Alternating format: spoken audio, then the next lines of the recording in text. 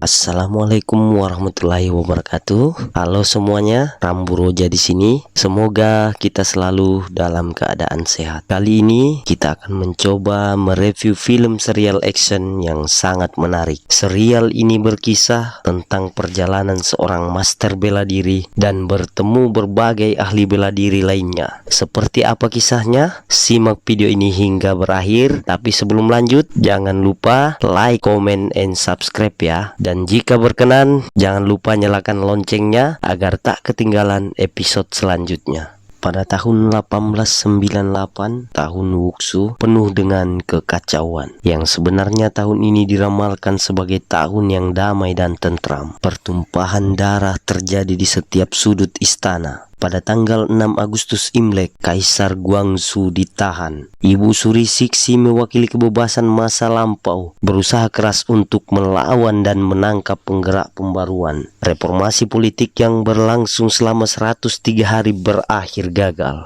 Di kediaman Tuan Tan. Tuan Tan ini adalah pejabat militer istana yang ditunjuk langsung oleh kaisar dan mendukung reformasi politik, tapi pengawal setianya menyarankannya untuk melarikan diri. Tapi Tuan Tan tak mau pergi, bahkan mengancam bunuh diri jika pengawalnya terus memaksa. Dan akhirnya Tuan Tan pun ditangkap di rumahnya oleh pengawal istana, dan pengawal setianya tak bisa berbuat apa-apa. Pengawal setia Tuan Tan ini bernama Wang Wu, seperti yang tertulis di pedang besarnya. Saat Wang Wu masih merasa sedih dan berpikir tentang tuannya yang baru saja ditangkap, dia didatangi oleh Hu Yuanji dari Tianjin yang sudah mengirimkan surat tantangan untuk berduel sejak 3 bulan yang lalu. Hu Yuanji menunggu Wang Wu di gerbang daseng untuk berduel, namun Wang Wu tak muncul. Ternyata Wang Wu ini sangat terkenal di dunia persilatan. Banyak yang menantangnya berduel, termasuk Hu Yuanji dari Tianjin. Hu Yuanji bertanya mengapa Wang Wu tak datang. Ternyata Wang Wu merasa tak pantas berduel dengan orang yang mempraktekkan bela diri demi status dan ketenaran. Karena Wang Wu sudah tahu Hu Yuanji adalah putra kedua Hu Endi dan menerima murid, lalu datang untuk berduel dengan Wang Wu demi membuktikan tinju Hu yang terbaik agar bisa menerima murid lebih banyak dan bayaran yang lebih besar pula. Akan tetapi Hu Yuanji tak menerima pernyataan itu karena ilmu tinju warisan leluhur keluarga Hu hanya diwariskan kepada keturunan, bukan murid. Namun Hu Yuanji sendirilah yang melanggar perintah ayahnya dengan menerima murid dengan harapan agar muridnya mendapat manfaat dari bela diri dan tidak ditindas orang tanpa menerima bayaran sepeser pun. Tapi Wang Wu tak percaya dan akhirnya mereka berduel. Tapi dalam duel ini Wang Wu sengaja mengalah. Tapi Hu Yuanji menyadari dan dia tahu bahwa Wang Wu sedang dalam masalah besar. Wang Wu menyadari bahwa Hu Yuanji bukan hanya petarung terbaik, tapi juga paham tentang kondisi bela diri. Lalu Yuanji bertanya, apakah Wang Wu mau berbagi masalah yang sedang dia hadapi? Tapi hanya dijawab, aku lelah. Aku ingin istirahat. Yang terjadi hari ini bisa kau ketahui dengan membaca pengumuman besok. Lalu Wang Wu pun pergi. Ketiga muridnya sangat senang karena guru Yuanji berhasil mengalahkan Wang Wu, tapi mereka malah dihukum berlutut. Lalu Yuanji menjelaskan bahwa pedang besar Wang Wu adalah senior yang dihormati dan kalian tidak pantas mengatainya hanya karena tak datang di perjanjian duel.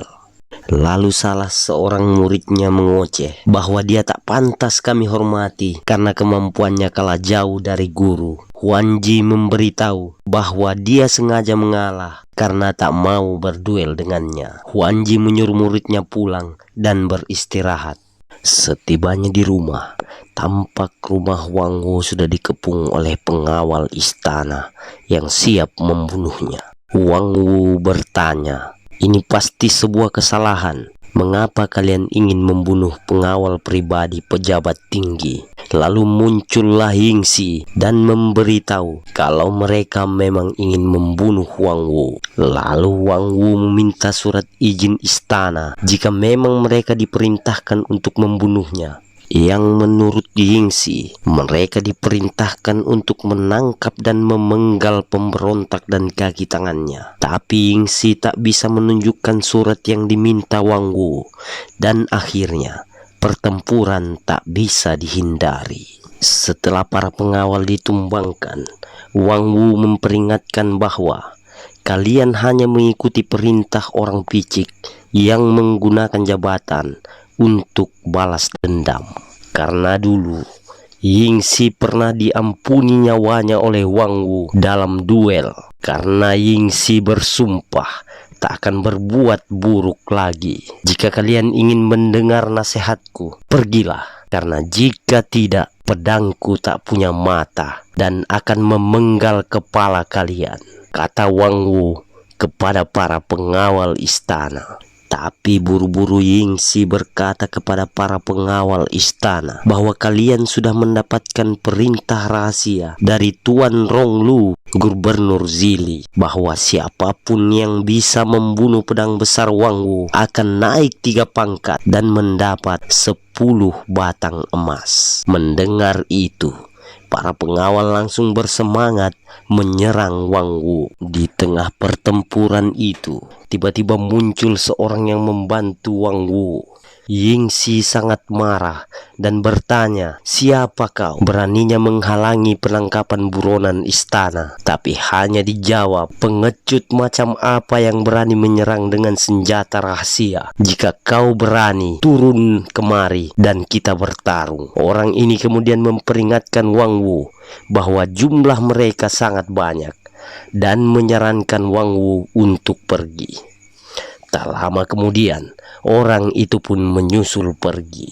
Yingxi melarang untuk mengejar mereka karena ingin menyelidiki siapa orang yang berilmu bela diri tinggi yang dekat dengan Wang Wu. Di tempat aman, Wang Wu menunggu orang itu dan dia tahu kalau orang yang menolongnya itu adalah Hu Yuanji. Wang Wu tak ingin ada orang lain yang terlibat dalam masalahnya. Sementara Hu Yuanji merasa lega karena dugaannya tepat. Wang Wu tak menepati janji duelnya hanya karena ada masalah yang lebih penting yang menghalanginya. Lalu Wang Wu berterima kasih dan meminta maaf karena tak bisa membalas bantuan Hu Yuanji. Lalu memperingatkan Hu Yuanji agar tak terlibat dalam masalahnya. Keesokan harinya, Hu Yuanji bersama para muridnya membaca pengumuman yang memberi daftar nama yang dituduh membentuk kelompok pemberontak dan harus dipenggal, termasuk Tuan Tan, tuan dari Wang Wu yang ada dalam daftar orang yang akan dihukum mati. Setelah itu, Huanji bertemu Liu Shengsheng, murid tertua yang sudah 2 tahun di ibu kota Beijing, menjadi pengawal istana. Kemudian Liu Shengsheng mengajak guru dan adik seperguruannya untuk makan.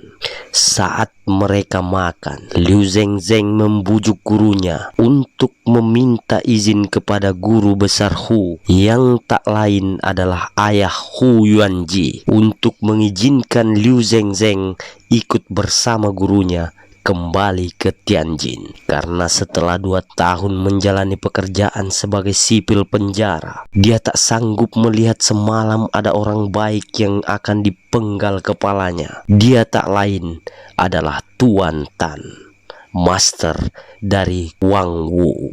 Di tempat berbeda, Wang Wu mempersiapkan rencana pembebasan Tuan Tan dari penjara. Dan malamnya, rencana itu pun dilancarkan Wang Wu.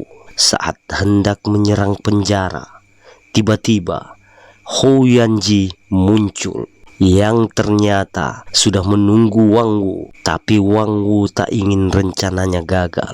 Hu Yuanji memberitahu bahwa Tuan Tan tak ditahan di penjara itu, mereka sengaja menyebarkan berita bahwa Tuan Tan ditahan di tempat itu untuk menjebak dan membunuh Wang Wu. Dan yang sebenarnya, Tuan Tan ditahan di sel dalam pengawasan Liu Zengzeng, murid Hu Yuanji. Paginya, Wang Wu memberitahu bahwa apa yang dikatakan Hu Yuanji benar, karena mata-mata Wang Wu melihat pasukan keluar dari penjara itu di pagi hari. Lalu Wang Wu minta agar dipertemukan dengan Tuan Tan. Liu Zengzeng pun sangat takut akan rencana itu, tapi gurunya meyakinkan bahwa bukankah dia ingin kembali ke Tianjin bersamanya. Tapi Liu Zengzeng hanya takut ayah Hu Yuanji ikut terlibat, karena guru besar Hu lah yang menyarankan pekerjaan itu kepada Hu Yuanji. Tapi Hu Yuanji malah mengirim Liu Zengzeng. Lalu Hu Yuanji menjelaskan bahwa si pedang besar Wang Wu sangat terkenal di dunia bela diri. Dia berilmu tinggi, bermoral, berbudi, tapi memilih menjadi pengikut Tuan Tan untuk melindunginya. Dan seharusnya Tuan Tan pastilah jauh lebih pantas dihormati, tanpa cacat dan celah. Dan saat ini Tuan Tan menghadapi hukuman mati, dan Wang Wu ingin menemuinya untuk terakhir kalinya.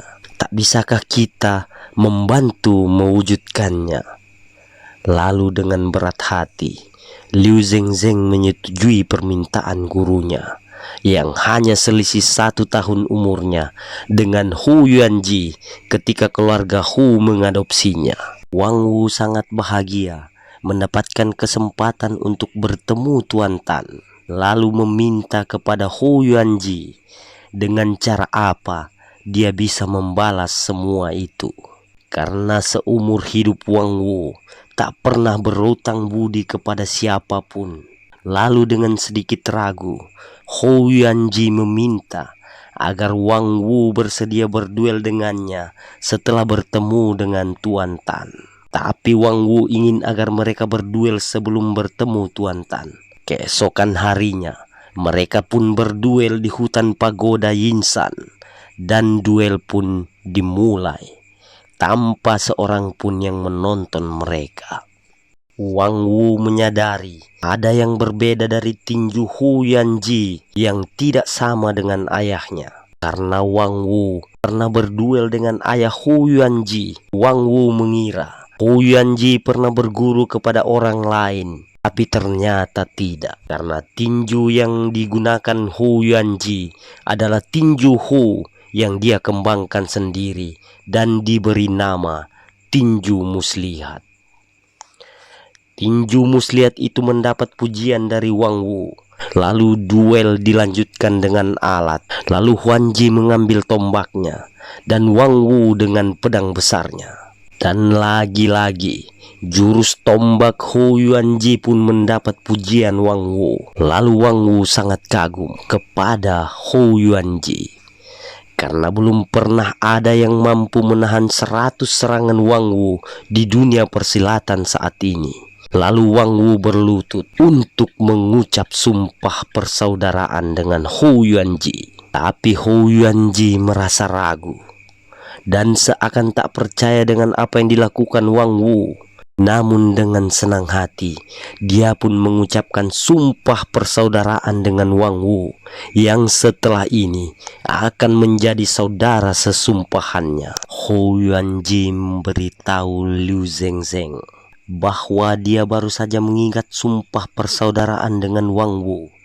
Tapi Liu Zengzeng menduga itu dilakukan Wang Wu agar Hu Yuanji membantunya untuk membebaskan Tuan Tan dari penjara. Tapi gurunya tampaknya yakin dengan apa yang dia lakukan. Dan film pun bersambung ke episode selanjutnya.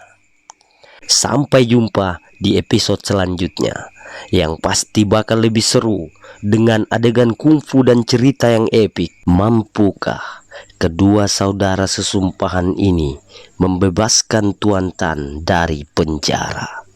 Ataukah dugaan Liu Shengzheng benar bahwa Wang Wu hanya berpura-pura menjadi saudara sesumpahan gurunya? Lalu bagaimana cara Wang Wu membebaskan Tuan Tan dari penjara? Nantikan episode selanjutnya hanya di channel Rambu Roja. Terima kasih sudah menonton. Wassalamualaikum warahmatullahi wabarakatuh.